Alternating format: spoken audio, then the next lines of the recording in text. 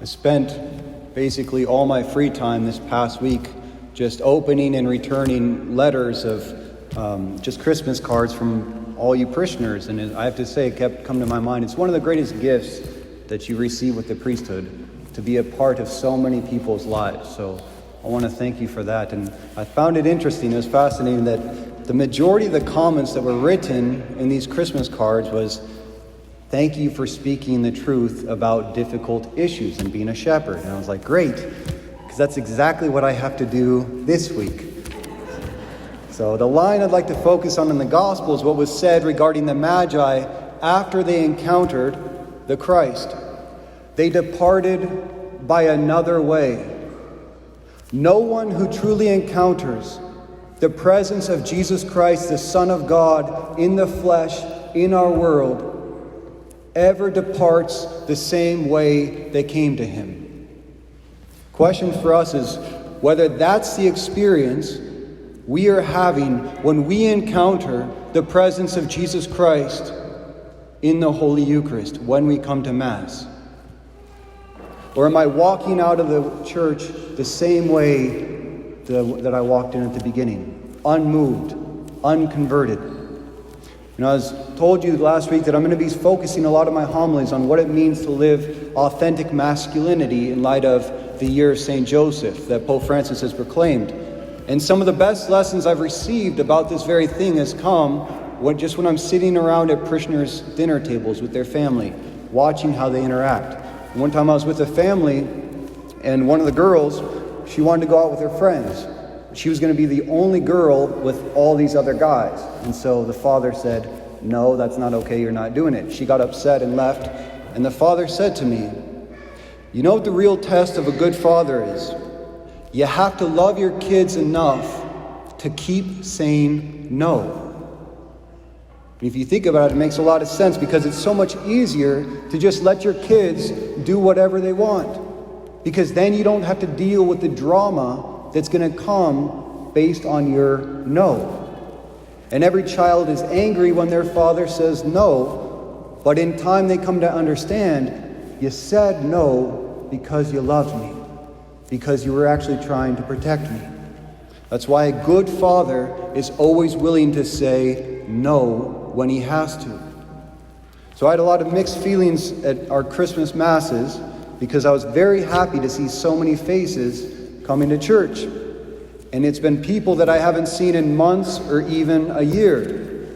And it's always good to see more people coming to church.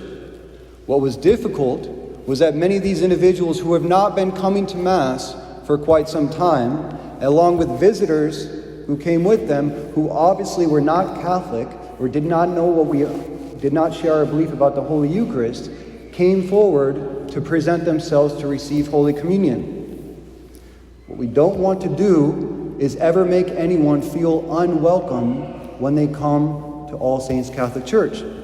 But for someone to not understand what we believe about the Holy Eucharist, or to be away from Mass for an unlawful amount of time, say more than 1 week, and present themselves to Holy Communion as if it's not a problem, is a problem. And it's a problem because, unlike the Magi, the people who do that walk away from their encounter with Christ in the Eucharist totally unmoved and unconverted. The last message we ever want to send is that it's okay to come to Mass when it's convenient or when it's a special occasion. Because then what we're doing is we're giving our silent approval to their absence or to their unbelief. So this isn't about punishment, it's about protection. The Catholic Church has rules about the necessary conditions to receive the Holy Eucharist for the purpose of protecting. It's a protection of two things: Christ's real presence that we profess as Catholics, body, blood, soul, and divinity in the Holy Eucharist. And it's a protection of the souls who come to our church to receive him. And this is for two reasons.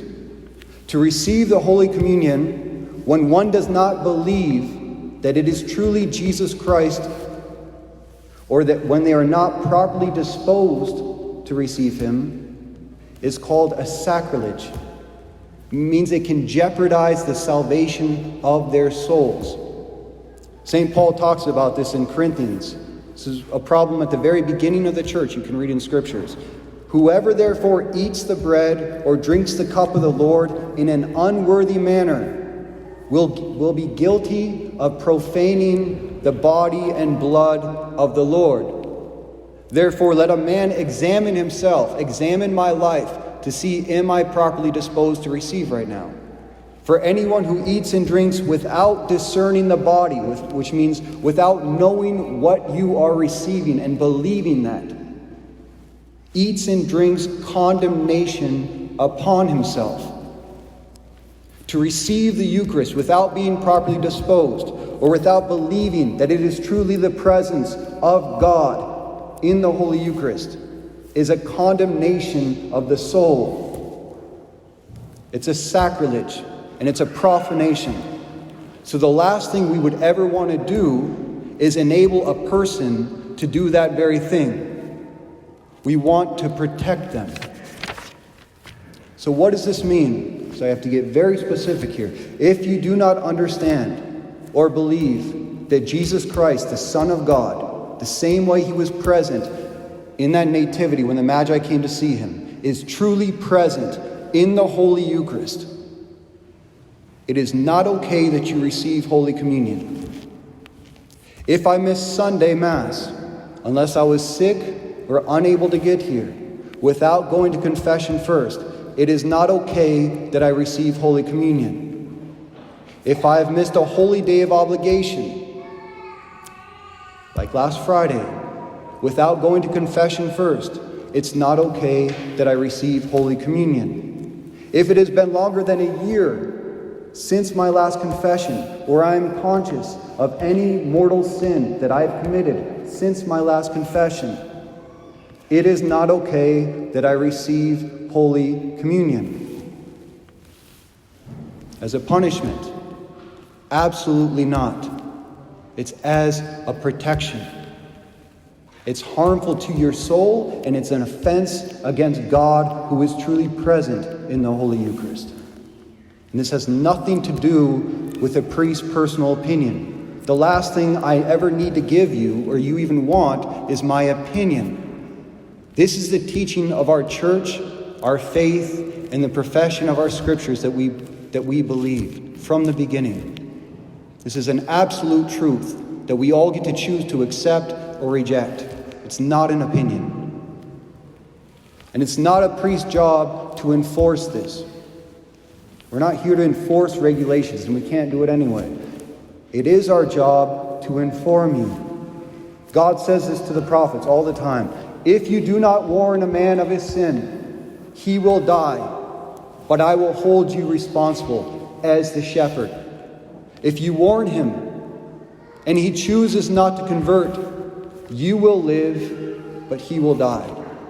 But if you warn him of his sin and he converts and he changes his ways, then he will live, and so will you. That's why it's my job to inform and not to enforce. But we all need to help hold one another accountable when we come to this church. Bring as many people as you can to Mass. But let them know the conditions to receive Jesus Christ in the Holy Eucharist. And that's just, all I'm asking here is that we live our faith with integrity. And that is asking a lot. Because I don't think there's anything more difficult in life than to live with integrity. It's very hard. But it's the only way to live a meaningful life and a faith that will truly convert our souls. We have to be willing to deal with the pain of the change to encounter Christ. Jesus appeared to a nun, St. Margaret Mary Alacoque, back in the 1700s. It was through her that we got the 9 First Fridays devotion. And he appeared to her from the tabernacle, from the Eucharist, saying, "Behold the heart that has so loved men that it has spared nothing, even to exhausting and consuming itself, in order to testify to its love. And in return, I receive from the greater part of humanity only in gratitude, by the irreverence and sacrilege, and by the coldness and contempt they have for me in the sacrament of the Holy Eucharist, the sacrament of my love.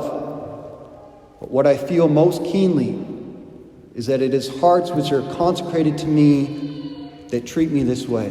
It's talking about priests, religious. No one will be judged more for their dealing of the Holy Eucharist than a priest, I promise you that. God is affected by our unbelief or indifference that we show him in the presence of the Holy Eucharist. It really matters.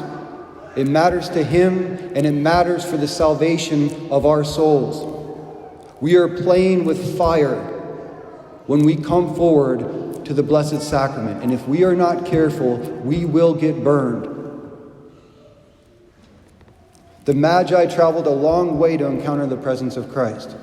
And because they were willing to walk that distance, to make that sacrifice, when they truly encountered him, they walked away converted. They were never the same after that encounter.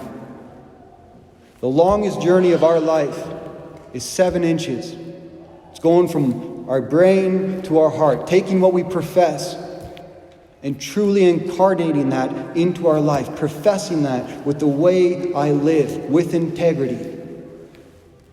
It's no easy journey, but if we're willing to make it, we will walk away from every time we encounter Christ in the Eucharist transformed.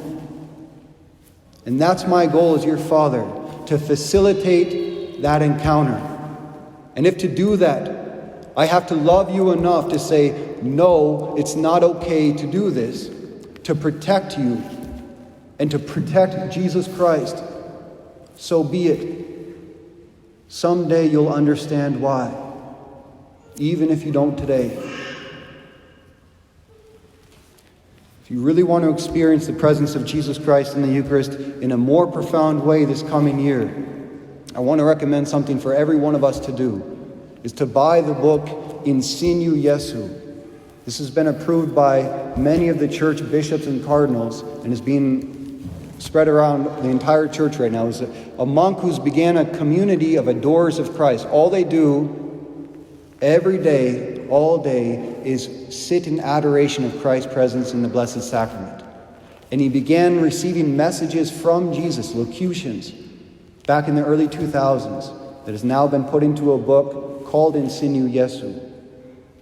If you read 1 page a day, I promise you, it will transform your experience of Jesus Christ in the Holy Eucharist.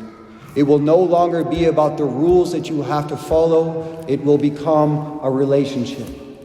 The rules that I'm talking about right now are only there to protect the relationship. So to end, I want to read a passage from that book, in Christ's own words to this monk. Make no mistake about this. The renewal of the church will proceed from a great return to the adoration of my real presence in the sacrament of my love. I will purify, heal, and mightily renew all who seek me out in the sacrament of the Eucharist. I will show my face to them. I will speak to their hearts. This is the remedy for the evil that has so disfigured my holy Catholic Church. If we really believe that, if we take it to heart, when we encounter Jesus Christ in the Eucharist, like the Magi, we too will depart by another way. We will be transformed.